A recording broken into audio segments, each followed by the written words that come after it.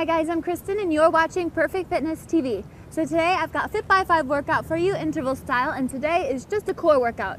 So grab your timers. We have 20 seconds on, 10 seconds rest. After 4 minutes, that's 8 rounds, and then after 4 minutes, you have 1 minute to actively recover, so it will be an active stretch. So anyway, check out the moves and then I'll break it down for you.